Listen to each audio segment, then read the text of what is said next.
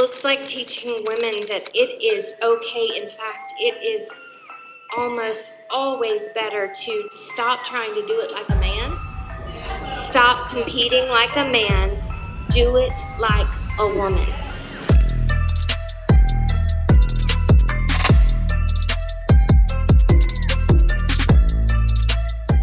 Collectively, we have the power to reverse each and every one of those trends with our voice, with our vote, with our advocacy, and with our giving.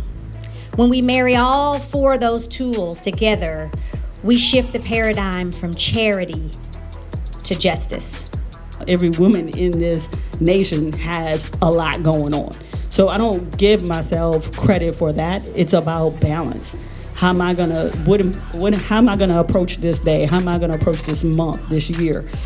Have a plan for what it is. Even if it starts with a complaint on your own, don't bring it to somebody as a complaint. Turn that into something that's positive and has a plan of moving forward, and it might not be 100% complete.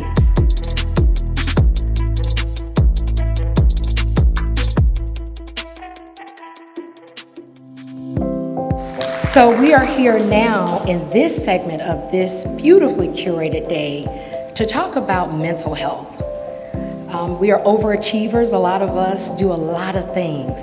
And from a mental standpoint, we pour into a lot of people, but we cannot be great at what we do if we are not well.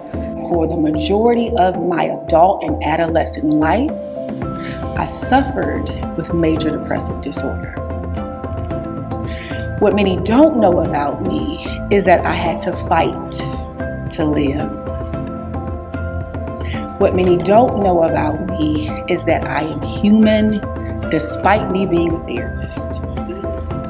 But in that, I find solace in the fact that there are some things that I can control.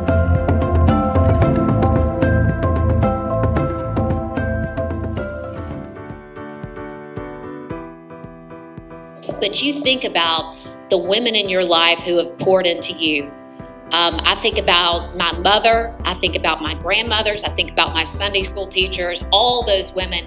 And you know, not every woman has been afforded all of that, and that's why it's so important that we pour into other women and form that support network. To whom much has been given, much is expected. And talking about the mental health stuff this morning, the code switching, that's what we call it, is exhausting. And many times we don't always just say to that person, say, just breathe, be all right. And then now what can we do with you, for you, and what can we do together? I think that's the way we empower one another. In my role as president, it's always interesting to see when I observe so many of us as women leaders reaching the highest level in private and corporate entities, government and military sectors, and in education. However, we are still woefully underrepresented at all levels. But I will also say to you guys in this room, to have you a friend, mine is in this room, she knows who she is, that it's your safe place where you can be just authentic. Your weaknesses, your fears, who you are, because you just know it's just a space somewhere in this crazy world that you can just go and say, I'm broken. And she looks at me and say, let's figure it out. But I do think it is key for us to be, as you said, kind to one another. We do not have to criticize one another to lift yourself up.